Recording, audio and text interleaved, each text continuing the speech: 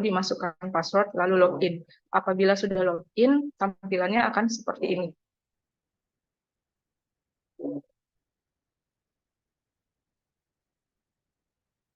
Baik. Ini saya menggunakan email dummy dari untuk saat ini saya mencontohkan menggunakan Partai Kebangkitan Nusantara. Nah, di sini ada beberapa menu. Di tampilan utama ada dashboard. Dashboard ini ada menginformasikan terkait informasi kampanye, lalu informasi dana kampanye. Jika di tampilan ini ada muatan-muatan informasi yang pada dasarnya adalah rangkuman dari yang sudah diinputkan, baik itu informasi kampanye maupun informasi dana kampanye. Misalnya informasi kampanye ada media sosial, materi, alat peraga, total perangkat kampanye, lalu pelaksana, lalu petugas. Ini adalah hasil inputan dari peserta pemilu untuk tahapan kampanye. Lalu untuk dana kampanye, peserta pemilu dapat melihat terkait informasi-informasi sebagai berikut, seperti yang telah sempat juga dipaparkan terkait kebijakan dana kampanye, bahwa ada kebijakan terkait penerimaan peserta pemilu. Dalam hal ini, partai politik peserta pemilu tahun 2024 dapat memperoleh sumbangan dari pihak lain perseorangan, pihak lain kelompok, pihak lain perusahaan, badan usaha non-pemerintah, dan parpol yang bersangkutan, beserta calon anggota legislatif dari partai politik bersangkutan. Dalam hal ini saya login sebagai admin partai politik tingkat pusat. Berarti calon anggota legislatif yang dimaksudkan di sini adalah calon anggota legislatif DPR RI.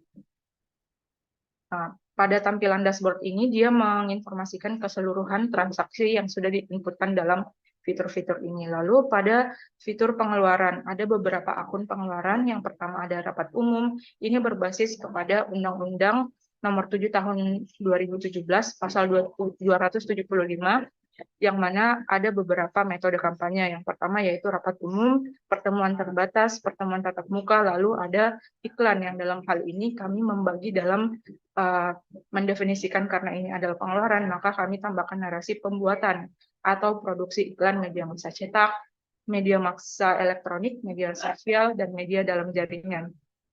Selanjutnya ada pembuatan bahan atau desain dan atau alat peraga kampanye, ada penyebaran bahan kampanye partai politik kepada umum, ada juga pemasangan alat peraga kampanye, kemudian ada penyebaran bahan kampanye caleg, pemasangan alat peraga kampanye caleg, kegiatan lain yang tidak melanggar larangan kampanye dan peraturan perundangan aplikasi bank, pembelian kendaraan, pembelian peralatan, pembayaran utang, pembelian barang, dan pengeluaran lain, serta pengeluaran dan penerimaan dari calon anggota legislatif. Sebagai informasi bahwa laporan partai politik peserta pemilu terdiri dari ada 3 laporan, yaitu laporan awal dana kampanye, LADK, lalu ada laporan pemberi sumbangan dana kampanye atau LPSDK, dan LPPDK atau laporan penerimaan dan pengeluaran dana kampanye. Laporan partai politik dan calon anggota legislatif dalam formulir tersebut secara umum terintegrasi. Khusus untuk calon anggota legislatif terdapat formulir khususnya yang kita sebut dengan formulir 6, laporan awal dana kampanye 6, atau formulir LPPDK 6. Nah, itu khusus untuk merinci laporan dari calon anggota legislatif. Nah, jika diintegrasikan dapat dilihat di antara laporan parpol dan laporan caleg terintegrasi di laporan awal dana kampanye lampiran 1 atau LADK 1. Izin Mbak Farah dalam rangka untuk menyingkat waktu untuk kampanye, seperti yang di judulnya, bahwa kita lebih fokus ke dana kampanye, ya izin Bapak Ibu. Jadi saya hanya menggambarkan aja bahwa di partai politik itu untuk kampanye secara umum itu mereka dapat melakukan input data pelaksana kampanye, lalu mereka bisa melakukan import, lalu download template, dan ekspor data itu. Kemudian begitu juga dengan petugas kampanye, kemudian ada penyelenggara kampanye, lalu mereka dapat menginputkan media sosial, lalu bisa menginputkan materi kampanye, lalu iklannya, lalu rencana kampanye. Nah, di fitur rencana kampanye ini, misalnya mereka melakukan pertemuan terbatas, ini akan secara otomatis juga akan muncul di fitur dana kampanye. Jadi tidak melakukan input ulang apabila mereka sudah menginputkan di sini. Ini merupakan fitur untuk menggambarkan rencana kampanye dari peserta pemilu. Dalam hal ini, mereka dapat menginputkan rencana kampanye yang akan dilaksanakan, lalu juga dapat memilih bahwa apakah kegiatan tersebut sudah dilaksanakan, lalu dia dihadiri oleh berapa peserta, lalu siapa penanggung jawabnya, ini diinformasikan di sini. Lalu ada juga surat pemberitahuan yang diinformasikan kepada kepolisian setempat. Lalu ada fitur realisasi kampanye. Pada dasarnya ini adalah informasi-informasi terkait kampanye. Dan ini juga akan terhubung dengan fitur dana kampanye. Selanjutnya kita masuk dalam fitur-fitur dana kampanye. Fitur dana kampanye yang pertama ada data penyumbang, yang kedua ada data barang, lalu ada transaksi. Transaksi ini mencakup transaksi parpol, lalu ini transaksi calon, dalam hal ini dimaksudkan untuk calon anggota legislatif, lalu ada laporan. Laporan di sini adalah untuk mengunduh hasil dari inputan tersebut sebagai dalam bentuk formulir dana kampanye. Lalu ketika ingin menyampaikan laporan menggunakan fitur submit. Submit ini dalam hal menyampaikan laporan kepada KPU di masing-masing tingkatan. Untuk partai politik tingkat nasional menyampaikan kepada KPU RI, lalu untuk KPU untuk partai politik di tingkat provinsi menyampaikan kepada KPU provinsi di masing-masing wilayah, lalu untuk KPU kabupaten kota menyampaikan untuk partai politik di tingkat kabupaten kota menyampaikan kepada KPU di tingkat kabupaten kota. Nah, lalu di sini ada fitur manajemen pengguna dan ubah password. Saya mulai dari manajemen pengguna mungkin.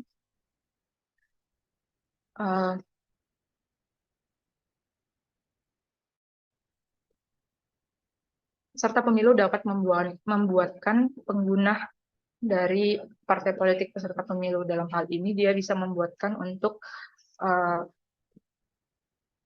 dia harus terlebih dahulu verifikasi email. Saya misalkan Novhidaya Patadungan, itu harus dipastikan bahwa email tersebut belum digunakan. Nah, apabila dicek, dia harus memasukkan nick, nama, jenis kelamin, telepon, lalu password, lalu diketik ulang. Intinya, apabila sudah dimasukkan misalnya,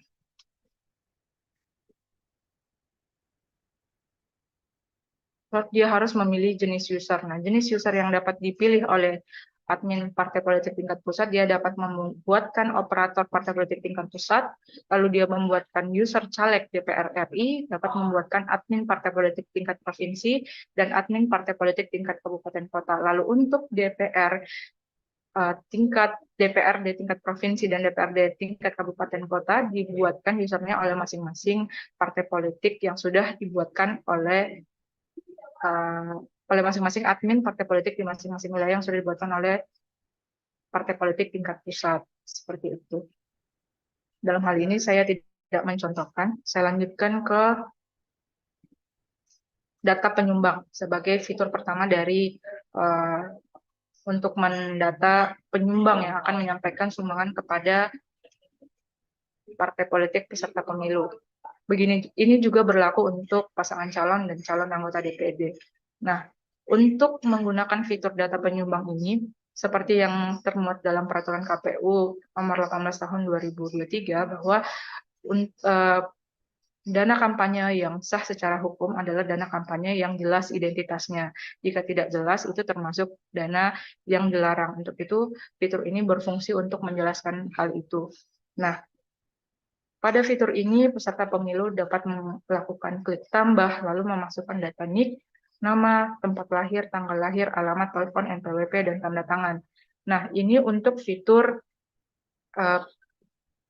data penyumbang pihak lain perseorangan. Nah, misalkan di sini saya coba kita input nama penyumbangnya misalnya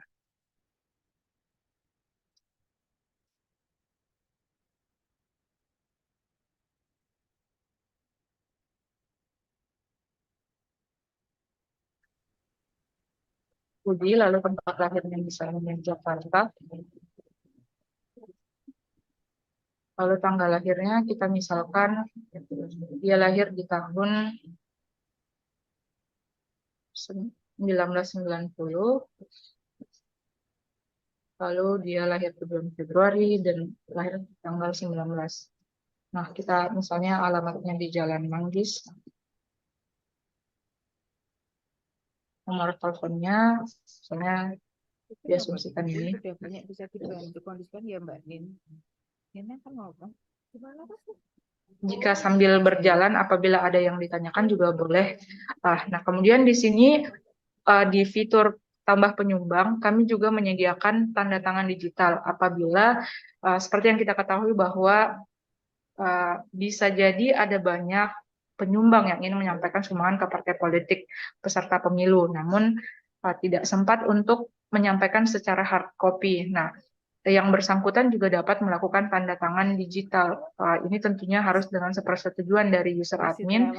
Nah, saya misalkan saya berikan di sini, dia bisa langsung melakukan tanda tangan digital. Misalnya yang bersangkutan bisa menggunakan via handphone juga bisa, dia misalkan dia tanda tangan. Nah, apabila sudah tanda tangan, lalu bisa langsung disimpan.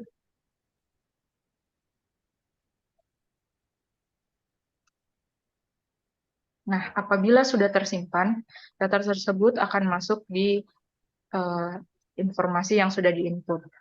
Nah, ini juga berlaku dengan penyumbang lainnya, dengan kelompok dan perusahaan. Mekanismenya sama, terlebih dahulu harus tambah data, kemudian memasukkan seluruh data, dia dapat menggunakan tanda tangan digital ataupun tidak menggunakan data tanda tangan digital. Jika ingin menggunakan tanda tangan digital, dapat melakukan centang pada bagian ini. Kurang lebih seperti itu. Lalu selanjutnya masuk ke data barang. Jadi mekanisme yang kami bangun di si KDK ini adalah harus terlebih dahulu melakukan input pada data penyumbang dan data barang. Ini untuk melakukan penginputan terkait data penyumbang terlebih dahulu, lalu data barang. Jika di jenis barang ini, di fitur jenis barang, Selamat pagi, Bu. iya, gimana Pak? Ya, ini kan untuk akun partai politik ya. Iya, betul. Jadi ini yang harus kita isikan oleh tim pemenangan partai politik tersebut ya. Dalam hal ini kami memberikan user sebagai admin adalah partai politik bersangkutan. Tadi kan dikatakan ada KAP, juga diberikan user ID-nya. Iya, betul.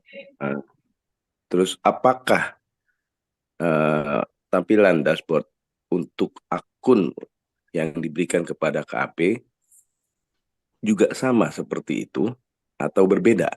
Mungkin kalau misalkan berbeda, lebih hemat waktu sepertinya diberikan gambaran mengenai akun untuk KAP. Baik, Pak. Terus Ya. yang kedua, di mana posisi KJA, Bu? Kan KJA juga sudah banyak yang memiliki ya. Iya. Apakah memang KJA juga bisa memiliki akses user ID tersebut diberikan oleh KPU dan posisinya seperti apa? Mungkin itu ya, Bu ya. Terima kasih. Iya, makasih. Baik, saya tampung dulu pertanyaannya, Pak. Tapi mungkin saya jawab juga. Untuk kantor akuntan publik merupakan nantinya yang akan berkontrak dengan KPU yang dapat memperoleh akses. Dalam hal ini belum dilakukan proses pengadaan untuk penunjukan kantor akuntan publik, maka dari itu user KAP belum ada yang bisa diberikan.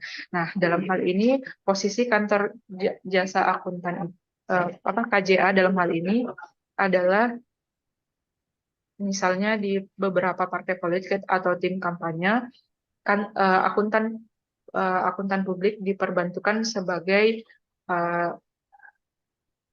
profesional yang melakukan pembukuan untuk laporan dana kampanye peserta pemilu atau yang membuatkan laporannya dalam hal ini, Pak. Nah, apabila KJA bersangkutan melakukan pembukuan untuk partai politik peserta pemilu, maka mekanismenya seperti yang saya sampaikan tadi, bahwa kami menunjukkan bagaimana mekanisme pembukuan untuk peserta pemilu. Kan posisinya dalam hal ini adalah bahwa sesuai yang diatur dalam PKPU kami, bahwa peserta pemilu dapat dibantu oleh KJA dalam penyusunan laporan dana kampanye. Nah, dalam hal ini saya memaparkan apabila KJA membantu partai politik peserta pemilu, namun user dari yang bersangkutan itu tetap diperoleh dari masing-masing peserta pemilu. Apakah yang bersangkutan diberikan akses sebagai admin, bisa jadi, atau bisa jadi diberikan akses sebagai operator. Nah, itu dalam konteks ini saya memaparkan bagaimana apabila kantor jasa akuntan ini membantu peserta pemilu untuk membuatkan laporannya, atau jasa untuk membantu peserta pemilu membuatkan LADK dan LPPDK. Kurang lebih seperti itu. Izin saya lanjutkan terlebih dahulu. Nah, dalam hal ini apabila posisinya membuat barang, ini sesuai dengan yang disarankan oleh Ikatan Akuntan Indonesia, dalam hal ini Bu Tin juga waktu itu menyarankan bahwa untuk memudahkan pembukuan, maka barang-barang atau dalam hal ini bahan kampanye itu harus diberikan kode untuk memudahkan proses klasifikasi barangnya.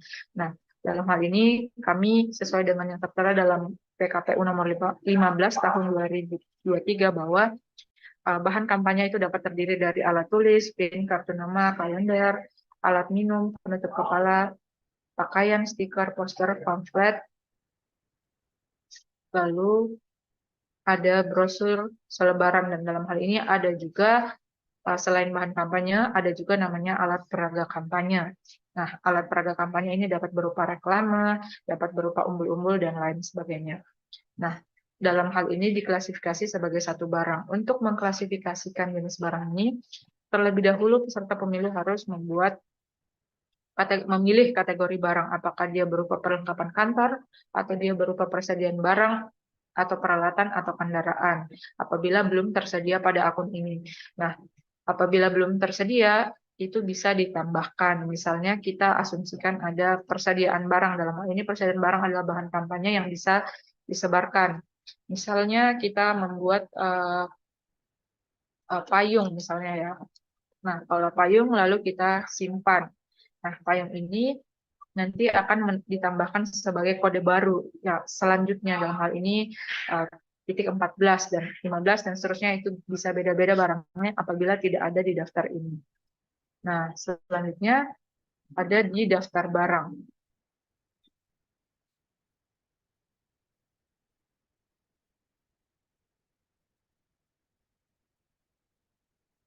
Nah, di daftar barang ini kita bisa menginputkan lagi. Misalnya tadi ada kategori persediaan barang, misalnya jenis barangnya adalah pakaian. Nah, pakaian itu kodenya adalah 1207. Nah, kemudian nama barangnya misalnya kaos A, misalnya ya, kita asumsikan adalah kaos A. Lalu satuannya misalnya kita sebut saja dia buah. Lalu kita menginputkan harga satuannya. Kita asumsikan bahwa bahan kampanye itu kan maksimal 100.000. Kita asumsikan harganya adalah 90.000. Lalu kita simpan. Nah, kemudian ini adalah untuk mengklasifikasikan barang. Apabila nanti ada sumbangan dalam bentuk atau pengeluaran dalam bentuk lainnya, itu terlebih dahulu harus diinputkan di data barang ini. Begitu juga dengan data penyumbang. Sebelum melakukan input pada transaksi penerimaan, pengeluaran, dan saldo, harus terlebih dahulu menginputkan identitas dari penyumbang tersebut.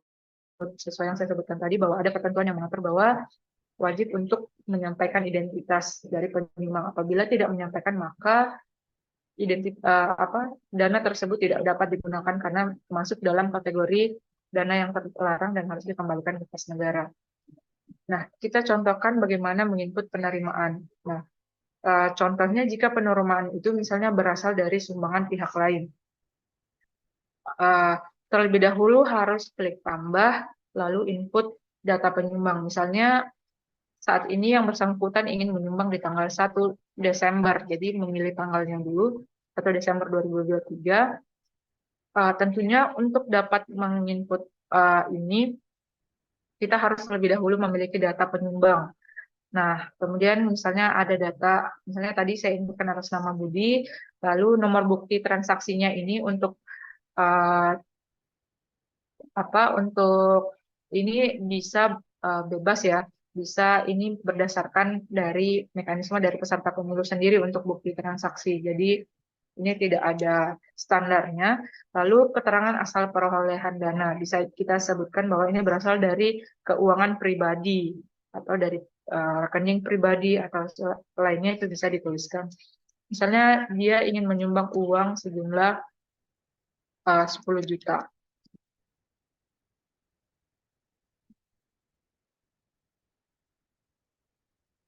Nah, ini lalu bisa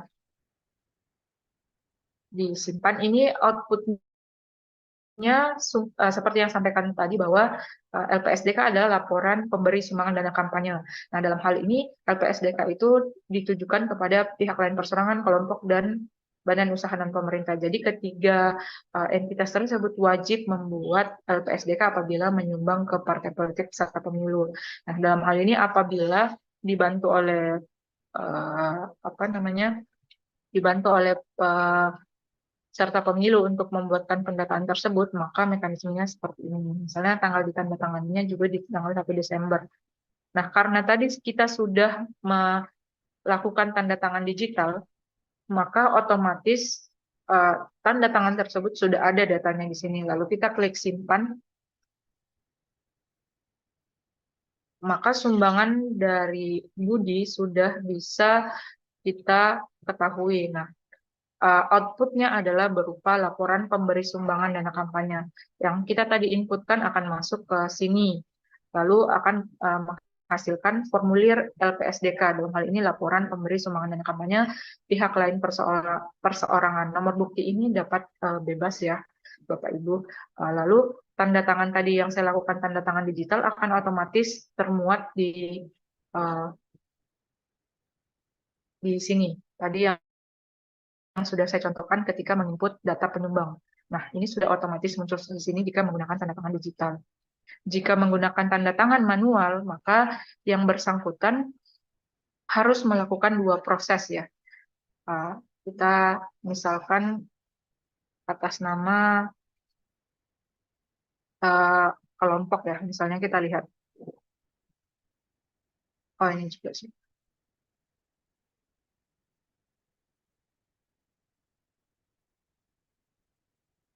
Nah, ini saya contohkan. Nah, ketika kita tidak menggunakan tanda tangan digital ya, Bapak Ibu, jadi dia harus tambah dulu, lalu tetap input tanggal transaksi, misalnya.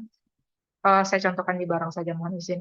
Karena jadi ada mekanisme inputnya, dia harus menginput di masing-masing bentuk kampanye. Seperti sudah pernah dijelaskan juga di pertemuan sebelumnya bahwa jenis bentuk sumbangan dana kampanye itu ada 3, ada uang, lalu ada barang, dan ada jasa. Nah, apabila dia menginput barang, maka harus diinputkan di menu barang. Kita asumsikan ada sumbangan dari pihak lain perseorangan gue tadi atas nama Budi. Nah, dia sumbangannya misalnya dia menyumbang persediaan barang. Yang tadi misalnya dia menyumbang kaos A. Nah, fungsinya ada tadi kita harus input di jenis, kemudian daftar barang adalah untuk memberikan data awal. Jadi ketika masuk ke penerimaan sumbangan, yang bersangkutan hanya perlu memilih barang yang sudah diinputkan. Jadi sudah diklasifikasikan baik dari kategori barangnya, lalu penamaan barangnya. Ini untuk memudahkan ketika sudah masuk dalam penginputan transaksi. Nah, tadi kita sudah inputkan ada 9 harga satunya 90.000. Jadi, misalnya kita tuliskan ada unitnya 10, maka otomatis terinput 900.000. Lalu bukti transaksinya kita bisa sebutkan juga LPSDK 3, lalu kita bisa bilang berasal dari barang pribadi. Lalu selanjutnya kita bisa tidak memakai tanda tangan digital. Nah, kalau seperti ini konsepnya berarti harus melakukan unduh terlebih dahulu lalu ditandatangan oleh yang bersangkutan secara langsung. Nah, untuk hal itu bisa melakukan generate LPSDK. Nah, jika generate outputnya seperti ini. Harusnya ini tidak ada ya, harusnya ini kosong, maaf masih ada error, berarti harusnya itu kosongan, eh, tidak ada formulir atau tidak ada tanda tangan di sini, jadi dia harusnya kosongan. Nah, apabila sudah di print lalu ditanda tangan, diunggah lagi eh,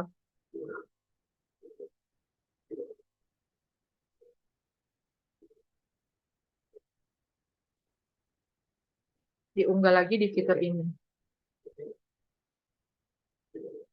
Jadi harus choose. Mengisinya Bapak Ibu, ini jaringannya kurang stabil, jadi agak lambat. Jadi misalnya ini kita asumsikan adalah LPSDK yang tadi kita sudah unduh, lalu sudah ditandatangani, lalu kita scan ulang, lalu kita unggah, lalu disimpan.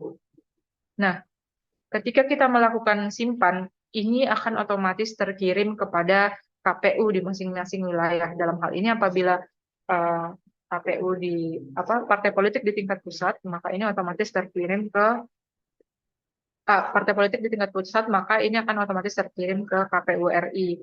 Nanti KPU RI akan memeriksa dokumen ini, kemudian menerima LPSDK ini. Penyampaian LPSDK itu dapat dilakukan selama periode pembukuan. Nah, baik itu LADK maupun LPPDK. Dalam hal ini sejak peserta pemilu ditetapkan. Nah, untuk partai politik ditetapkan di 14 Desember 2022, maka sejak tanggal tersebut sudah bisa disampaikan sampai dengan nanti di tahun 2024 di 22 Februari sampai akhir periode pembukuan LPPDK. Nah, hal itu juga berlaku ketika pembukuan jasa. Nah, apabila ada penerimaan jasa, itu juga diinputkan. Baik, misalnya penerimaan jasa dia menyumbang MC atau melakukan penyanyi, nah itu harus diasumsikan dengan harga pasar yang wajar. Jadi apabila yang bersangkutan biasanya diberikan imbalan jasa misalnya 5 juta, maka dalam pembukaan ini juga kita konversi ke dalam rupiah. Selanjutnya ada bunga bank. Nah, seperti yang diketahui bahwa peserta pemilu wajib membuat rekening khusus dana kampanye. Nah, apabila dalam proses tersebut yang bersangkutan memperoleh bunga bank, maka itu pun juga harus diinputkan. Lalu, apabila yang bersangkutan misalnya belum memiliki dana, kemudian ingin melakukan utang kepada vendor untuk dapat membuat bahan kampanye misalnya kaos atau apapun itu dapat diinputkan di fitur penerimaan ini. Jadi dia bisa menginput utang barang. Utang barang ini maksudnya adalah barangnya sudah diterima, namun belum dilakukan pembayaran. Pembayarannya akan dilakukan di belakangan waktu setelah menerima barang ini. Nah, mekanismenya sama, dia juga harus tambah, kemudian menginputkan data baik uraian, kategori barang, jenis barang, nama barang. Nah, mekanisme sisa input ini sama, kurang lebih. Pilih kategori barangnya, dan seterusnya. Apabila sudah diinputkan, outputnya seperti ini. Ini juga bisa dilakukan pengubahan. Nah, tadi apabila sudah menginput seperti ini, lalu ada penerimaan 10 juta, outputnya seperti ini. Nah, selanjutnya ada juga barang yang sebagai barang hasil pembuatan. Nah, ini akan otomatis dari pengeluaran. Apabila nanti di pengeluaran kita mulai aktivitas, nah ini akan otomatis muncul. Seperti itu. Jadi ada barang itu diklasifikasi dua, barang hasil pembelian yang dalam hal ini dibayar secara langsung, baik itu cash maupun transfer, lalu ada utang barang, yaitu belum dibayar atau barang diterima di muka. Nah, selanjutnya kita masuk ke pengeluaran. Tentunya untuk menginput pengeluaran terlebih dahulu kita harus memiliki penerimaan. Nah, pengeluaran itu sama, kita juga dapat mengeluarkan berbasis aktivitas. Nah, pengeluaran ini seperti yang kita ketahui bahwa ada akun-akun pengeluaran yang saya jelaskan tadi di dashboard, ada aktivitas rapat umum, pertemuan terbatas, lalu ada pembuatan, penyebaran, kemudian ada kegiatan lain, ada pengeluaran lain, pembuatan, pembelian kendaraan, pembelian peralatan, ada pembayaran utang, pembelian barang, dan ada administrasi bank, pemasangan EPK.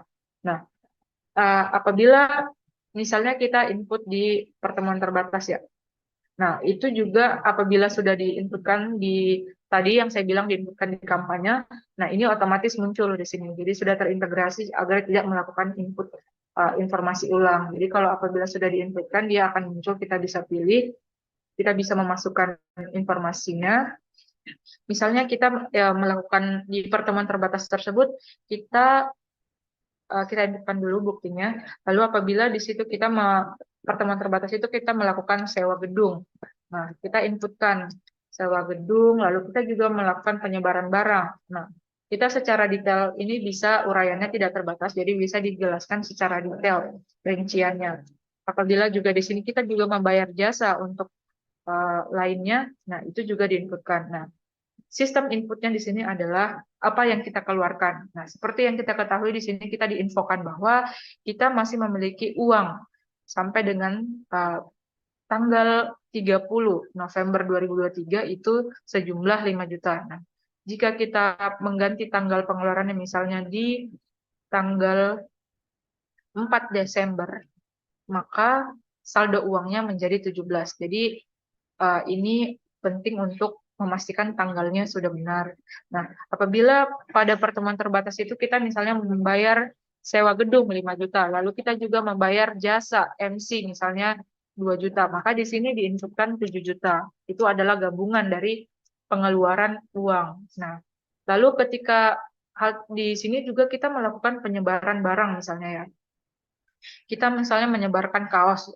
Nah, misalnya kita diinformasikan juga ya di aplikasi bahwa kita masih memiliki persediaan dari barang tersebut sisa berapa. Misalnya nanti kita mengeluarkan 25, misalnya kita mengeluarkan 25 barang yang senilai dengan 2.500.000 karena harga satuannya 100.000. Nah, kalau kita klik tambah, kita input lagi lalu pilih kaos B, dia akan otomatis sisa saldonya sejumlah 25 karena sudah kita keluarkan di sini sejumlah ini.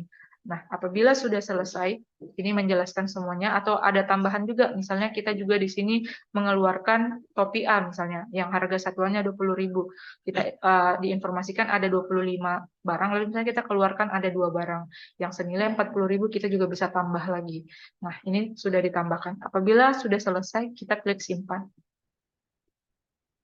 Nah, ini otomatis sudah termuat di pertemuan terbatas yang mengeluarkan dana senilai 9.540 yang terdiri dari 7 juta uang, lalu 2.540 barang.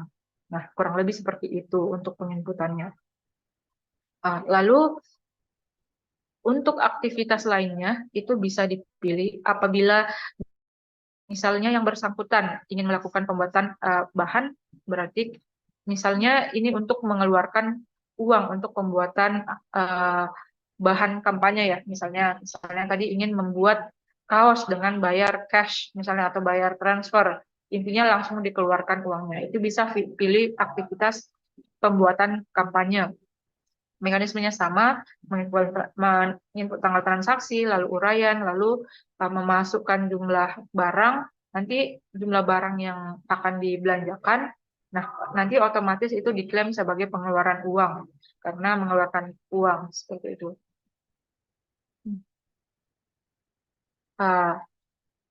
Saya contohkan misalnya di tanggal 4 Desember kita membuat barang, misalnya kita buat kaos A lagi gitu ya, kaos A. Nah, kita pilih barangnya. Jadi untuk misalnya kita akan membeli barang ya, kita harus tahu dulu harga satuan barangnya, lalu barang tersebut harus diinputkan terlebih dahulu di jenis barang untuk mengetahui harga satuannya, sehingga ketika diinput di pengeluaran, kita tinggal pilih. Jadi misalnya saya ingin membuat kaos A lagi misalnya. Nah, kita sudah punya persediaan 10, lalu saya ingin beli lagi misalnya 5 ya. Nah, kita inputkan 5 otomatis masuk, dan 5 itu kita sudah tahu harga satuannya 90, maka kali 5-nya adalah 450, lalu disimpan. Nah, seperti itu kira-kira. Nah, dana tersebut sudah masuk di inputan tersebut sudah masuk di sini. Nah, otomatis persediaan barang kita juga sudah bertambah. Coba kita cek, misalnya kita mau melakukan pertemuan terbatas atau rapat umum misalnya, kita juga sudah bisa memilih eh, barang yang akan dikeluarkan. Misalnya kita tadi pilih barang kelas A, nah jumlahnya sudah menjadi 15 persediaannya, karena sudah tadi kita tambahkan. Nah, kira-kira seperti itu. Lalu, bagaimana mekanisme apabila partai politik ingin menyumbang ke caleg? Nah, mekanismenya adalah menginput di pengeluaran lain.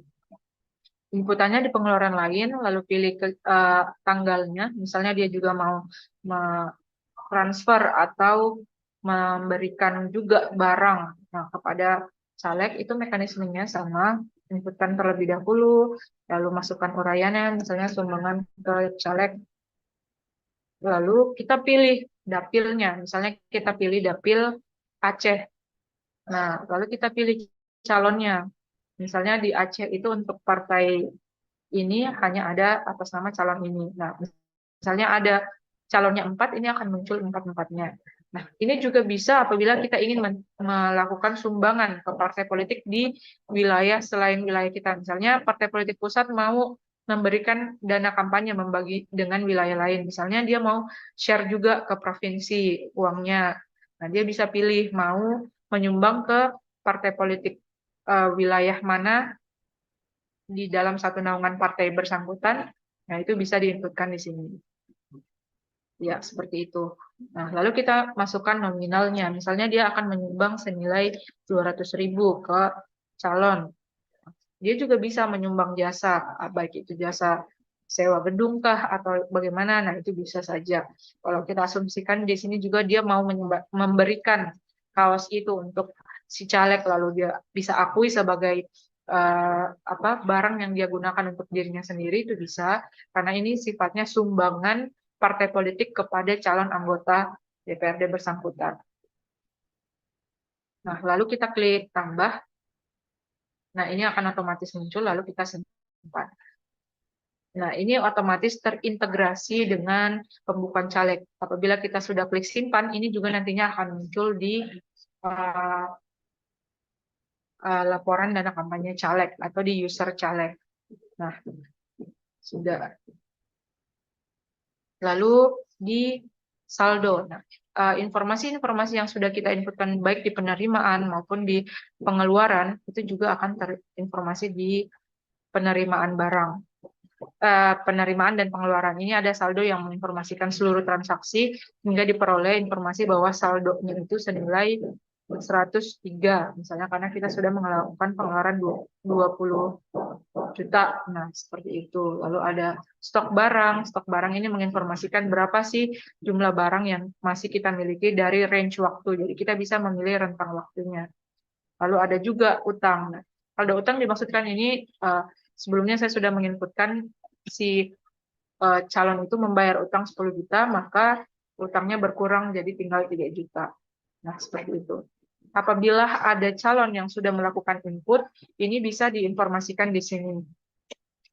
Ada penerimaan, lalu ada pengeluaran. Ini akan terinformasikan di sini. Jadi, apabila si partai politik punya 580 caleg, nah mereka sudah submit laporan itu akan masuk ke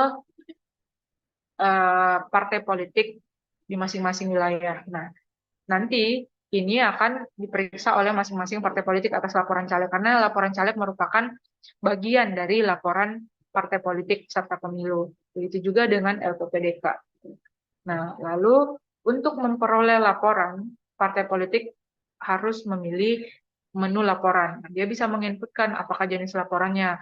Nah, untuk sementara di sini ada 2, ada LADK dan LADK perbaikan. Jadi peserta pemilu apabila dalam LADK-nya masih ada yang belum sesuai, yang bersangkutan bisa melakukan perbaikan. Nah, ini untuk menginput penandatanganan mulai dari tempat, tanggal tanda tangan, dan tanggal akhir pembukuan. Nah, kenapa ada fitur tanggal akhir pembukuan ini? Karena apabila misalnya partai politik peserta pemilu itu periode pembukuannya adalah 3 hari sejak dia ditetapkan sebagai peserta pemilu, sampai dengan 1 hari sebelum penyampaian LADK. Nah, dalam hal ini penyampaian periode pembukuan partai politik peserta pemilu itu adalah 17 Desember 2022 sampai dengan 6 Januari 2024. Nah, namun apabila yang bersangkutan misalnya ingin menyelesaikan pembukuannya di tanggal 4, nah ini bisa, misalnya saya maunya cuma sampai tanggal 4, saya sudah mau tutup buku untuk LADK, nah itu bisa. Lalu kita klik simpan. Nah, lalu ada fitur kas di bendahara. Kas di bendahara ini diinputkan oleh masing-masing peserta pemilu. Dia bisa misalnya ada kas di RKDK dan ada kas di bendahara. Kalau misalnya di kas misalnya RKDK ada uang 10 juta, lalu di kas RKDK-nya hanya 7 juta, lalu ada uang cash yang dipegang oleh bendahara ada 3 juta, maka di sini harus diinputkan. Misalnya begitu ya. Misalnya kita asumsikan di sini ada 100.000 ya. Nah, lalu kita pilih generate LADK.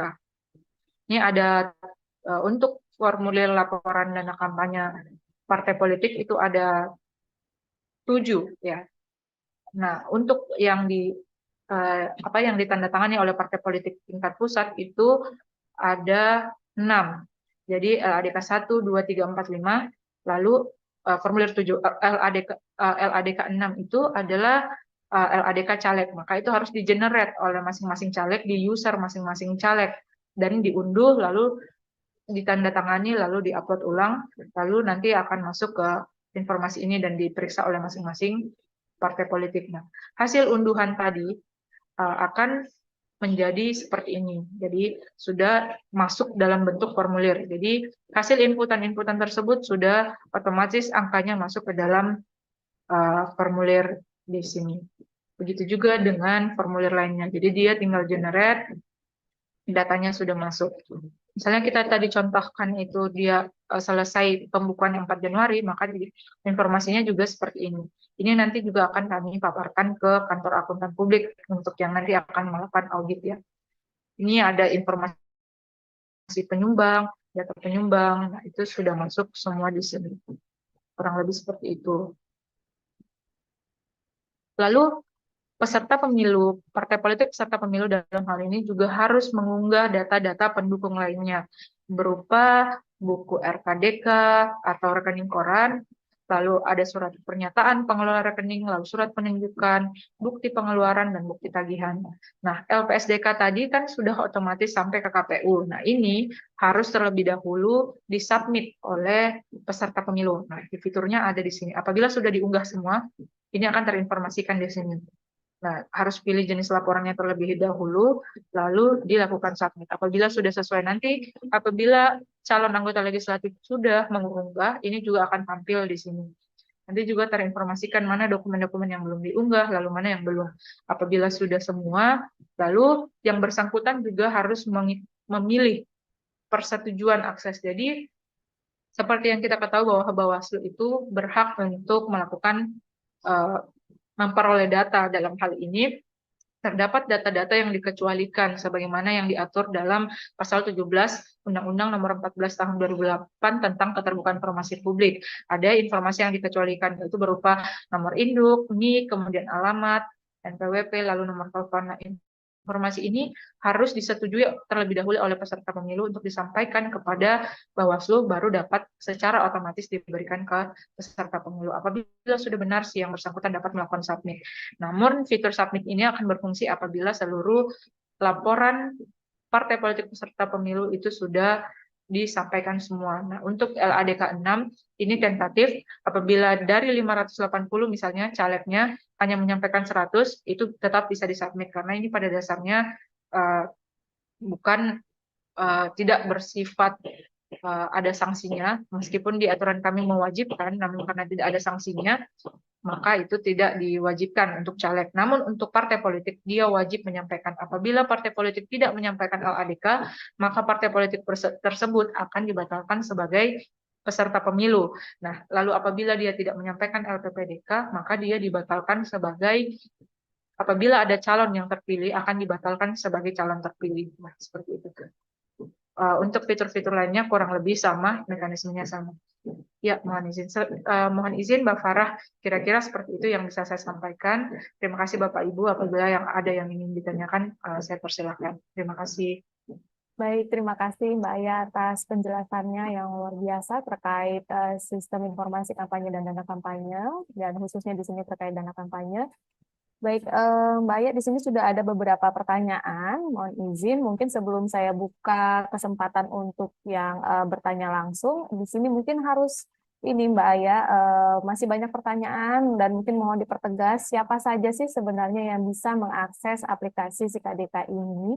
Apakah memang partai politik atau peserta pemilu yang telah ditetapkan oleh KPU atau bisa diakses oleh umum? Apakah ada aplikasi dummy-nya yang orang-orang bisa melihat dan mencoba sendiri atau seperti apa? Silahkan mungkin dipertegas kembali Mbak Aya. Terima kasih. Baik, apakah ini terlihat Mbak? Izin di ini saya Ya, sudah terlihat. PPT-nya. Ya.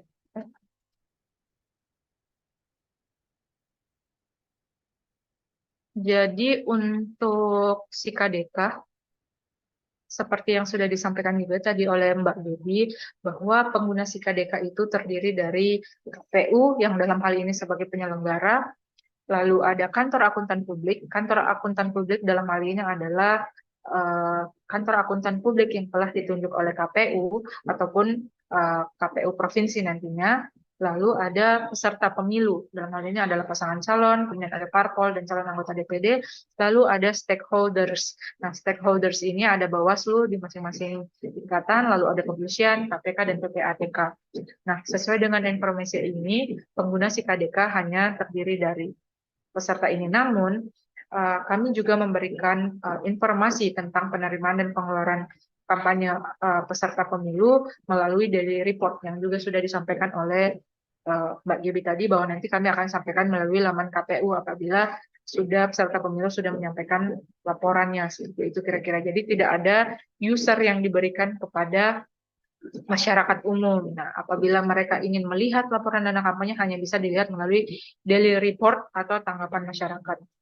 Izin seperti itu Mbak Farah. Terima kasih. Baik, terima kasih Mbak Aya atas penjelasannya. Baik, mungkin di sini sudah ada yang raise hand dengan Ibu Wulan Retnowati. Kami persilahkan Ibu.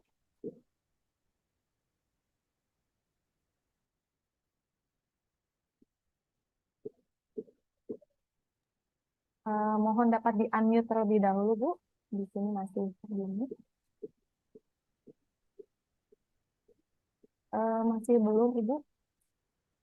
Ya. Oke, terima kasih, Mbak. Pertanyaannya banyak, Bu. Yang pertama, kita bicara di Sidakam itu ada akun formulir 5, laporan aktivitas penerimaan pengeluaran dana kampanye sebelum periode pembukaan laporan awal dana kampanye. Itu pertanyaan yang pertama. Kan kalau kita tahu bahwa laporan dana kampanye itu adalah memuat pengeluaran dan penerimaan